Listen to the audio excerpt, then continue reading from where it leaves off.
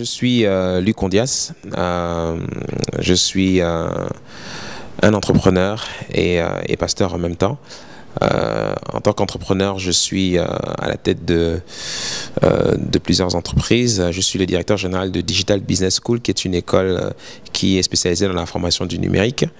Je suis aussi responsable d'une agence de communication qui s'appelle Excel Form Digital, qui propose différents types de produits numériques à ses clients. Et j'interviens aussi régulièrement en tant que conférencier auprès du public sur des sujets qui touchent à l'entrepreneuriat et au numérique. Et à côté de cela, je suis pasteur de l'église La Maison du Bâtisseur, responsable des ministères Réussir avec Dieu. Voilà.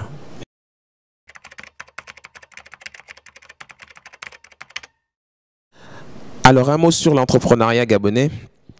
Je dirais que l'entrepreneuriat gabonais a un grand avenir devant lui. L'entrepreneuriat gabonais a un énorme potentiel. J'interviens régulièrement sur ce sujet parce que j'ai un fardeau. J'ai un fardeau, celui de voir la jeunesse gabonaise être plus entreprenante que ça. Aujourd'hui, l'entrepreneuriat au Gabon, c'est un sujet qui est en train de monter, qui est en train de prendre vraiment la sauce, parce que de plus en plus, on se rend compte que dans le cadre de la relance économique que le pays a mis en place par le biais du gouvernement, les Gabonais comprennent de plus en plus que l'entrepreneuriat est une voie pour l'auto-emploi, une voie pour éradiquer le chômage, parce que je suis convaincu que pour éradiquer le chômage au Gabon, l'entrepreneuriat est une solution. Et quand on dit entrepreneuriat, on inclut à la fois tout ce qui est création d'entreprise, parce qu'on parle beaucoup d'investissement, etc. Mais quand on s'intéresse à la jeunesse, quand on dit création d'entreprise, souvent la jeunesse ne comprend pas trop ce que ça veut dire. Tout le monde n'est pas fait pour créer une entreprise. Il y en a qui sont intéressés par l'entrepreneuriat, mais qui sont des salariés. Et on a beaucoup de gens qui sont dans l'administration et dans le privé, mais surtout dans l'administration, qui s'intéressent à l'entrepreneuriat, mais qui ne savent pas trop comment se lancer. On rencontre aussi des freins.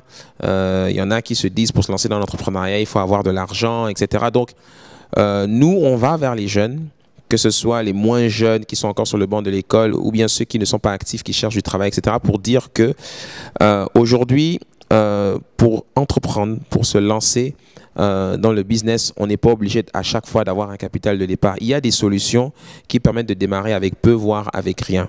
Le numérique est une solution. Le e-commerce a un grand avenir au Gabon. L'agriculture a un grand avenir au Gabon. Aujourd'hui, il y a des organisations qui se mettent en place pour accompagner les jeunes entrepreneurs. Donc, il y a énormément de possibilités et d'opportunités d'entreprendre au Gabon. Il y a des difficultés économiques, il y a des difficultés sociales, il y a des difficultés, mais quand vous voyagez, vous allez dans n'importe quel système économique, vous allez dans n'importe quelle nation, dans n'importe quel pays, il y a des difficultés partout. Mais il y a beaucoup d'opportunités au Gabon que l'on ne retrouve pas ailleurs. C'est pour cela que nous, on fait partie de ceux qui vendent, moi je fais partie de ceux qui vendent le Gabon de manière positive, en disant au Gabon, c'est possible. D'ailleurs, c'est le cadre d'une émission aussi que j'anime à la radio, à une radio tous les matins qui s'appelle Urban FM, où je dis c'est possible d'entreprendre au Gabon et c'est possible de réussir, c'est possible de prospérer. Il y a des difficultés, mais c'est possible si on fait ce qu'il faut de manière intelligente et avec les bonnes relations. Donc l'entrepreneuriat a un grand avenir au Gabon.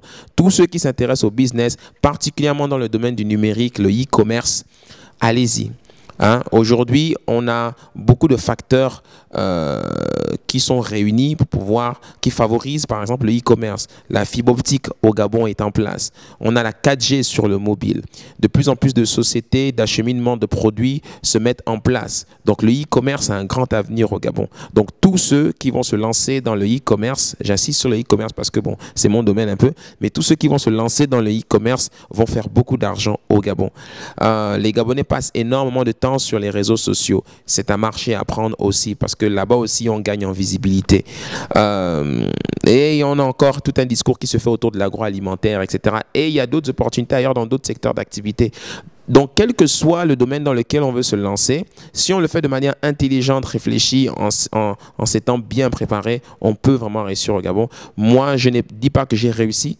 je laisse le soin toujours à d'autres de le dire pour moi. Mais moi, j'arrive à faire des choses simplement parce que j'ai une détermination, j'ai une vision, j'ai vraiment envie de réaliser mes rêves. Et par la grâce de Dieu, j'arrive à faire des choses. On rencontre aussi des échecs, mais on arrive à faire des choses. Et c'est pour cela qu'on va vers les Gabonais, on va vers les étudiants en leur disant, allez-y. Même si vous échouez, aucun entrepreneur dans ce monde n'a réussi et est devenu milliardaire sans avoir échoué. C'est normal d'échouer, ça fait partie du jeu. Voilà. Donc l'entrepreneuriat a un grand avenir.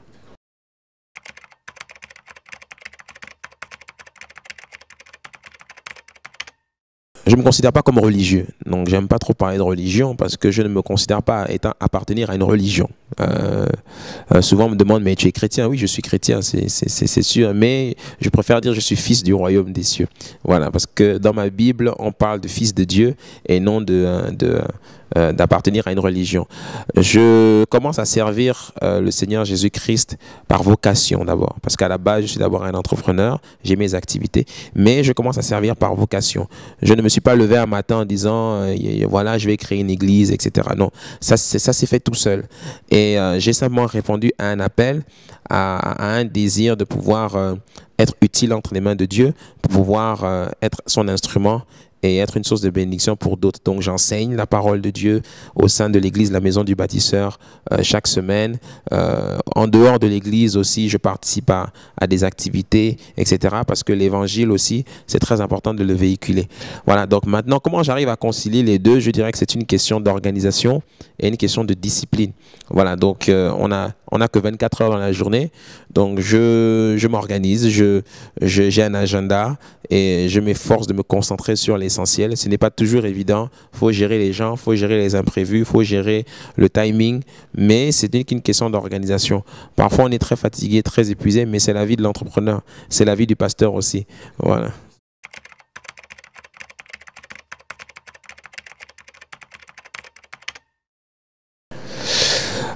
Je dirais, si vous avez un rêve, foncez.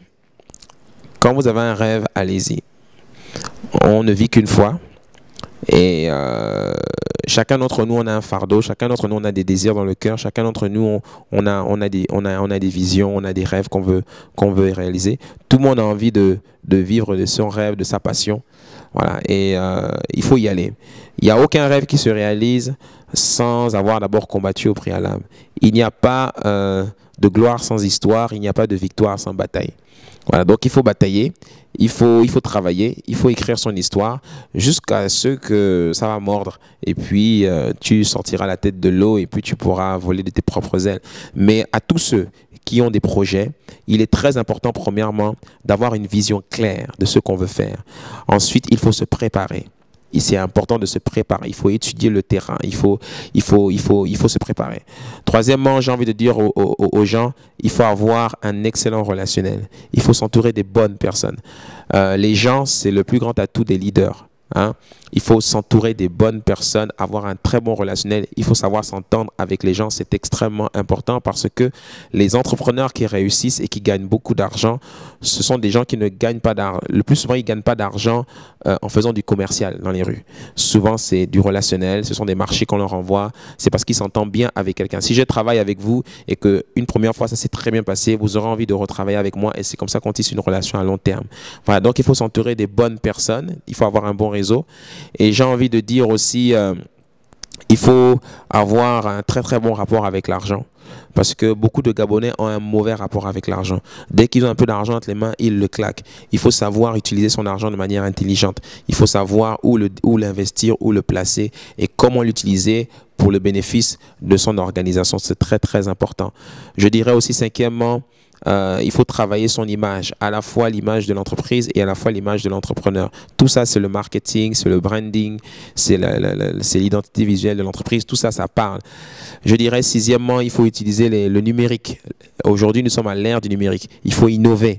Il faut utiliser les réseaux sociaux, il faut utiliser les outils numériques, les applications mobiles, il faut avoir un site internet, il faut être présent, etc. Septièmement, je dirais, il faut être présent partout. Il faut essayer d'être présent aux événements. Il faut être là où il faut être quand il faut être là. Voilà, beaucoup se lancent dans les affaires, mais ils sont cloîtrés dans leurs 4 murs à la maison, ils ne sortent jamais. C'est pas en restant devant ton ordinateur sur Facebook que tu seras au fait des choses. Il faut faire de la veille numérique, mais il faut aussi aller sur le terrain. Il faut poser des questions, il faut s'intéresser aux gens. Et enfin, je dirais, faut être audacieux. Il faut avoir l'audace d'aller cogner à la porte des gens où d'autres n'iraient pas. Voilà, il faut oser. C'est pour ça d'ailleurs que j'ai créé une association pour entrepreneurs et investisseurs qui s'appelle Oser entreprendre. On se réunit régulièrement tous les mois autour du thème des affaires. Et on a appelé ça Oser entreprendre parce qu'il faut oser entrer et prendre ce qui t'appartient dans le secteur d'activité où tu as été appelé. Voilà, voici quelques conseils que je peux donner aux jeunes. Ce n'est pas facile, mais c'est possible.